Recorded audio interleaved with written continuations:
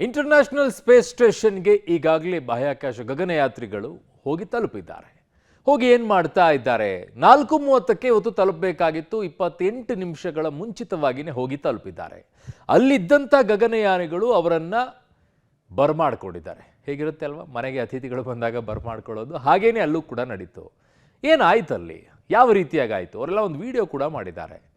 ನೋಡಿ, ಸ್ಟೋರಿಯನ್ನು ಗೊತ್ತಾಗುತ್ತೆ. ಬಾಹ್ಯಾಕಾಶದಲ್ಲಿ ಭಾರತ ಪರಾಕ್ರಮ, ಅಂತರಿಕ್ಷದಲ್ಲಿ ಭಾರತದ ತಿರಂಗ. ಆಕ್ಸಿಯೋಮ್ 4 ಡಾಕಿಂಗ್ ಪ್ರಕ್ರಿಯೆ ಸಕ್ಸಸ್. ಬಾಹ್ಯಾಕಾಶ ಇತಿಹಾಸದಲ್ಲಿ ಭಾರತ ಮತ್ತೊಂದು ಮೈಲಿಗಲ್ಲು ಸಾಧಿಸಿದೆ. ಭಾರತೀಯ ಶುಭಾಂಶು ಶುಕ್ಲ ಸೇರಿ 4 ಗಗನಯಾನಿಗಳನ್ನ ಆಕ್ಸಿಯೋಮ್ 4 ನೌಕೆ ಮೂಲಕ ಫಾಲ್ಕನ್ ರಾಕೆಟ್ ಯಶಸ್ವಿಯಾಗಿ ಅಂತರಿಕ್ಷಕ್ಕೆ ಹೊತ್ತೊಯ್ದಿತ್ತು. ಇದೀಗ 40 ನಿಮಿಷದ ಮುಂಚೆಯೇ ಆಕ್ಸಿಯೋಮ್ 4 ನೌಕೆ ಅಂತಾರಾಷ್ಟ್ರೀಯ ಬಾಹ್ಯಾಕಾಶ ನಿಲ್ದಾಣ ತಲುಪಿದೆ. ಬುಧವಾರ ಮಧ್ಯಾಹ್ನ 12:03 ವೇಳೆಗೆ ಉಡಾವಣೆಯಾಗಿದ್ದ ಆಕ್ಸಿಯೋಮ್ 4 ನೌಕೆ ಗುರುವಾರ ಸಂಜೆ 4 ಗಂಟೆಗೆ ಯಶಸ್ವಿಯಾಗಿ ಅಂತಾರಾಷ್ಟ್ರೀಯ ಬಾಹ್ಯಾಕಾಶ ನಿಲ್ದಾಣದಲ್ಲಿ ಡಾಕ್ ಪ್ರಕ್ರಿಯೆ ಯಶಸ್ವಿಯಾಗಿದೆ. ಇತಿಹಾಸ ನಿರ್ಮಿಸಿದ ಶುಭಾಂಶು ಶುಕ್ಲಾ. ಶುಭಾಂಶು ಪೋಷಕರಲ್ಲಿ ಸಂಭ್ರಮ. 14 ದಿನಗಳ ಕಾಲ ಐಎಸ್ಎಸ್ನಲ್ಲಿ ವಾಸ್ತವ್ಯ. 60 ರೀತಿಯ ವಿವಿಧ ಪ್ರಯೋಗಗಳು ನಡೆಯಲಿದೆ. ಇನ್ನು ಫ್ಲೋರಿಡಾದ ಕೆನಡಿ ಬಾಹ್ಯಾಕಾಶ ಕೇಂದ್ರದಿಂದ ಉಡಾವಣೆ ಮಾಡಲಾಗಿತ್ತು. ಭಾರತೀಯ ಹೆಮ್ಮೆಯ ಪುತ್ರ ಶುಭಾಂಶು ಶುಕ್ಲಾರ ಗಗನಯಾನ ಕ್ಷಣವನ್ನ ಪೋಷಕರು ಕಣ್ತುಂಬಿಕೊಂಡು ಆನಂದ ಬಾಷ್ಪ ಸುರಿಸಿದ್ರು. ಇದೀಗ 40 ನಿಮಿಷದ ಮುಂಚೆಯೇ ಆಕ್ಸಿಯೋಮ್ 4 ನೌಕೆ ಅಂತಾರಾಷ್ಟ್ರೀಯ ಬಾಹ್ಯಾಕಾಶ ನಿಲ್ದಾಣ ತಲುಪಿದೆ. ಈ ಮೂಲಕ ಐತಿಹಾಸಿಕ ಕ್ಷಣಕ್ಕೆ ಸಾಕ್ಷಿಯಾಗಿದೆ. ಈ ಯೋಜನೆಯಲ್ಲಿ ಭಾರತದ ಶುಭಾಂಶು ಶುಕ್ಲಾ, ಅಮೆರಿಕ ಪೆಗ್ಗಿ ವಿಟ್ಲನ್, ಪೋಲೆಂಡ್ನ ನವೋಕ್ ಉಜ್ನಾಸ್ತಿ, ಹಂಗೇರಿಯ ಟಿಬರ್ ಕಪ್ಪು ಫ್ಲೋರಿ 14 ದಿನಗಳ ಕಾಲ ಐಎಸ್ಎಸ್ನಲ್ಲೇ ಇರಲಿದ್ದಾರೆ. ಅಲ್ಲಿ 60 ರೀತಿಯ ವಿವಿಧ ಪ್ರಯೋಗಗಳನ್ನ ಗಗನಯಾತ್ರಿಗಳು ನಡೆಸಲಿದ್ದಾರೆ. ಮುಖ್ಯವಾಗಿ ಬಾಹ್ಯಾಕಾಶದ ಗುರುತ್ವಾಕರ್ಷಣೆ, ಲೈಫ್, ಬಯೋಲಾಜಿಕಲ್, ಭೂಮಿ ವೀಕ್ಷಣೆ, ಮೆಟೀರಿಯಲ್ ಸೈನ್ಸ್ ಸೇರಿ 60 ರೀತಿಯ ವಿವಿಧ ಪ್ರಯೋಗ ಮಾಡಲಿದ್ದಾರೆ. ಇನ್ನು ಅಂತರಿಕ್ಷದಲ್ಲಿ ಡಾಕಿಂಗ್ ಪ್ರಕ್ರಿಯೆ ಸಕ್ಸಸ್ ಆಗುತ್ತಿದ್ದಂತೆ ಶುಭಾಂಶು ಪೋಷಕರು ಚಪ್ಪಾಳೆ ಹೊಡೆದು ಸಂಭ್ರಮಿಸಿದ್ರು. ಅಷ್ಟೇ ಅಲ್ಲದೆ ಪ್ರತಿಯೊಬ್ಬ ಭಾರತೀಯನು ಹರ್ಷ ವ್ಯಕ್ತಪಡಿಸಿದ್ರು. ಇತ್ತ ಲಕ್ನೋದಲ್ಲಿ ಶುಭಾಂಶು ಶುಕ್ಲಾ ಪೋಷಕರು ಭಾರತದ ಬಾವುಟವನ್ನ ಹಿಡಿದು ಮಗನ ಐತಿಹಾಸಿಕ ಕ್ಷಣವನ್ನ ನೆನೆದು ಸಂಭ್ರಮಿಸಿದ್ರು.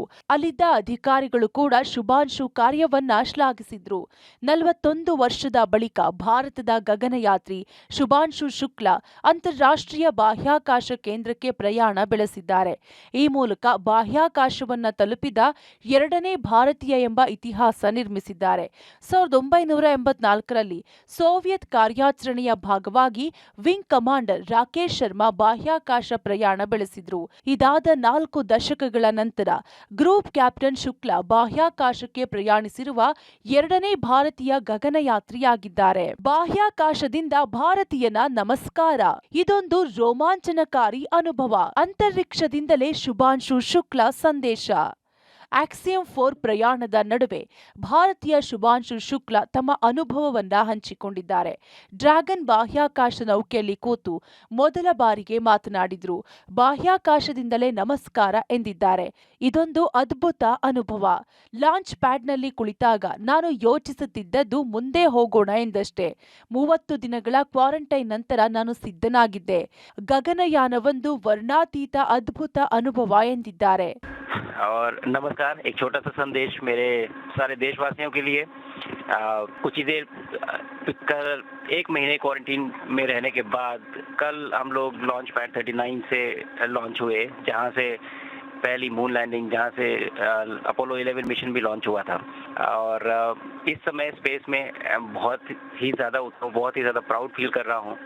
और जब हम लॉन्च कर रहे थे तो मेरे स्पेस सूट पे तिरंगा मेरे शोल्डर्स पे था, जो मुझे कहीं ना कहीं ये याद दिला रहा था कि मैं अकेले ये जर्नी नहीं अंडरटेक कर रहा हूं, बल्कि आप सब मेरे साथ हैं और इस जर्नी का एक हिस्सा है। आईएसएस तक जाने के लिए मेरी एक जर्नी की शुरुआत है एक तरह से। अभी हम लोग कुछ ही घंटों में आईएसएस में डॉक करेंगे और फिर हम इंटरनेशनल स्पेस स्टेशन पे जाके रहेंगे। बट कहीं ना कहीं ये भी दर्शाता है कि ये भारत के ह्यूमन स्पेस प्रोग्राम की एक छोटा सा स्टेप पर एक बहुत सॉलिड और स्टेडी स्टेप है उस डायरेक्शन में जिस तरफ हम जा रहे हैं गगनयान जैसे मिशन को लेके। तो मैं चाहता हूं कि आप सब मेरी इस जर्नी का हिस्सा बने। आप भी उतना ही प्राउड फील करें जितना मैं फील कर रहा हूं, बिकॉज ये सब हमारे केवल टेक्निकल एकम्प्लिशमेंट को नहीं दर्शाता है, बल्कि ये हमारे ये होप्स, ये हमारे एम्बिशंस, ये हमारी एस्पिरेशंस को दर्शाता है कि हम किस तरफ जाना चाहते हैं। तो आइए मेरे साथ इस जर्नी का हिस्सा बनिए।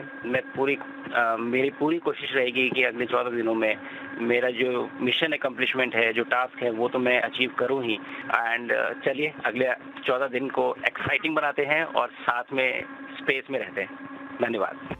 14 ದಿನಗಳ ಮಿಷನ್ ಮುಗಿದ ನಂತರ ಆಕ್ಸಿಯಂ 4 ತಂಡವು ಸ್ಪೇಸ್ ಎಕ್ಸ್ ಡ್ರ್ಯಾಗನ್ ನೌಕೆಯಲ್ಲಿ ಅಂತಾರಾಷ್ಟ್ರೀಯ ಬಾಹ್ಯಾಕಾಶ ಕೇಂದ್ರದಿಂದ ಹೊರಟು ಕ್ಯಾಲಿಫೋರ್ನಿಯಾ ಕರಾವಳಿಯಲ್ಲಿ ನೀರಿನ ಮೇಲೆ ಇಳಿಯಲಿದೆ.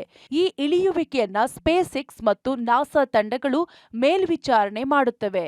ಶಬೀರ್, ಪಬ್ಲಿಕ್ ಟಿವಿ, ನವದೆಹಲಿ.